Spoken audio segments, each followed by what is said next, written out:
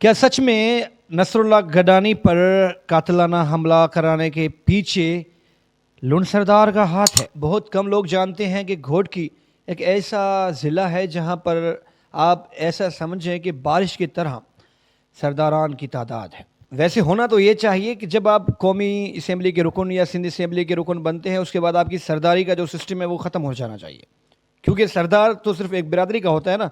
लेकिन MNA MP बनने के बाद आप उस हलके के बन जाते हैं। लेकिन जब ये मिनिस्टर भी बन जाते हैं सरदारान, लेकिन इनके जहन में वो जो गंदरफ जो बुग़्ज़ है ना, उसका इजहार खुले दिल से और सरेआम करते हैं। बिरादरी की सतह पर लोगों को लड़वाते हैं, उसके बाद ये खुद जरगे करते हैं। एक एमपी जरगे करता है कि एमएनए जरगे करता है, जो कौमी असम्बली में सिंध असम्बली जाके अपना कानून साजी करवाते हैं कि ये आइन से बड़ा कोई नहीं है, फ़लाँ है, जस्टिस निज़ाम है। लेकिन ये खुद अपने इलाकों में जाके जरगा सिस्टम को फाल करते हैं। असल में खालिद अहमद खान लुंड पर सोशल मीडिया पर इसलिए इल्ज़ामात भी लग रहे हैं क्योंकि आपको याद होगा कि कुछ अरसा कबल जब पाकिस्तान तहरीक इंसाफ की हुकूमत थी, उस दौरान इनका अपना सगा मीर इफ्तिखार लुंड, जो कि पाकिस्तान तहरीक इंसाफ के सीनियर मतलब नौजवान रहनुमा भी थे, बाद में उन्हें बड़े बड़े ओहदे भी मिले, लेकिन तब तहरीक इंसाफ पर मुसीबत आ गई थी, अब भी है। अब इफ्तिखार लुंड ने क्या किया था? उन पर एलिगेशन ये था कि उन्होंने अपने मुलाजिम के जिस्म के यानी नाजुक हिस्से में सरिया डाल दिया था, और उसी दौरान पाकिस्तान तहरीक इंसाफ ने इफ्तिखार लुंड को ह्यूमन राइट्स का मावन खुसूसी मुकर्रर किया था। एक दिन वाक़या होता है, दूसरे दिन नोटिफिकेशन निकलता है कि भाई को खुसूसी मावन मुकर्रर कर दिया गया है। लेकिन जैसे ही मीडिया पर रिपोर्ट होती है वो चीज़ें, उसके बाद पाकिस्तान तहरीक इंसाफ गवर्नमेंट स्टैंड लेती है और इफ्तिखार लुंड को ओहदा देने से साफ इनकार कर देती है। और खालिद अहमद खान लुंड वो हैं जिसने पाकिस्तान पीपल्स पार्टी को अभी जो इलेक्शन गुजरी है इसमें आंखें दिखाई थी, और वही बंदा कामयाब हुआ था जो खालिद अहमद खान लुंड ने जिसकी सपोर्ट की थी। मतलब पाकिस्तान पीपल्स पार्टी की क़यादत की हिमायत याफ्ता बंदा उम्मीदवार हार जाता है, और खालिद अहमद खान लुंड का हिमायत याफ्ता उम्मीदवार, भले वो आज़ाद हैसियत में खड़ा था, वो जीत जाता है। नसरुल्लाह गडानी का फंडा ये है, अगर वो चाहता कि दीगर सहाफ़ियों की तरह वो भी किसी जागीरदार सरदार के साथ मिलकर अपनी ज़िंदगी सेट कर सकता था। लेकिन जो बाज़मीर लोग होते हैं वो अपने ज़मीर का सौदा नहीं करते। यही वजह है कि आज वो हर सिंध के हर बंदे की ज़बान पर रहे कि यार उसने सेहत नसीब हो, वो जल्द सेहतियाब हो, जुल्म हुआ उसके साथ। अब आते हैं सिंध गवर्नमेंट पर। सिंध गवर्नमेंट की नाअहली देखें। जैसे ही नसरुल्लाह गडानी पर हमला होता है उसके बाद हुकूमती सतह से कोई एक्शन नहीं लिया जाता।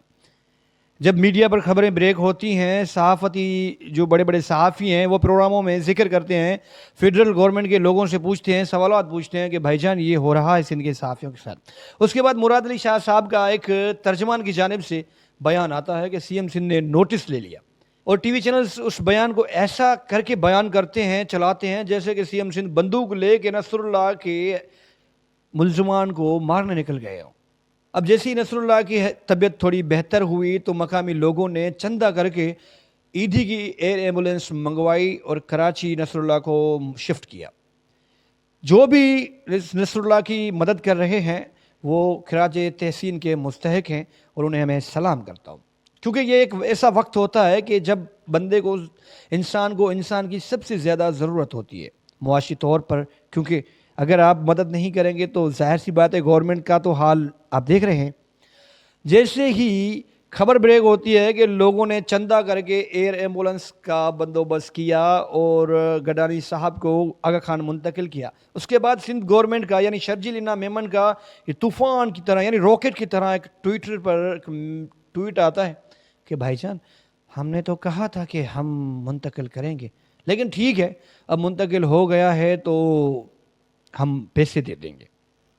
अब स्टेट है यार, स्टेट के आप मिनिस्टर हैं, आप खुद को सीनियर मिनिस्टर कह रहे हैं, आपको तो शर्म आनी चाहिए कि आपके स्टेट में एक बंदे को सरेआम गोलियां मार दी जाती हैं, आप वहाँ पर पहुँचते नहीं हैं। आप नहीं पहुँचते तो आपका सीएम नहीं पहुँचता, यहाँ तक कि सीएम नहीं पहुँचता तो लोकल जो आपके नुमाइंदगान हैं वो भी नहीं पहुँचते। और जब लोग चंदा करके एक सहाफ़ी को जिसकी ज़िंदगी خطرے میں ہے, وہ زندگی اور موت سے جنگ لڑ رہے ہیں. انہیں جب آغا خان منتقل کیا جاتا ہے, اس کے بعد آپ ٹویٹ کر دیتے ہیں کہ بھائی جان ہم مدد کر دیں گے. اس کے بعد ٹی وی چینلز آپ کو ایسے دکھانے کی کوشش کرتے ہیں کہ جیسے آپ فرشتہ ہوں. اب سندھ گورنمنٹ کی یہ ذمہ داری ہے کہ گڈانی صاحب کو انصاف دلوائے. گڈانی صاحب پر جو حملہ کرنے والے لوگ تھے, حملہ کروانے والے جو لوگ تھے, چاہے وہ پیپلز پارٹی سے واسطہ رکھتے ہوں یا کسی اور جماعت سے واسطہ رکھتے ہوں یا کسی سیاسی پولیٹیکل پارٹی سے ان کا تعلق ہو یا نہ ہو, لیکن یہ تو ہوا ہے کہ حملہ ہوا ہے, اور حملے کے پیچھے جو بھی ہاتھ ہیں انہیں ظاہر کرنا, منظر عام پر لانا, قانون کے کٹہرے میں لانا اب سندھ گورنمنٹ کی ذمہ داری ہے. اگر ایسا نہیں ہوتا تو پھر سندھ گورنمنٹ کا کردار بھی مشکوک ہو جاتا ہے.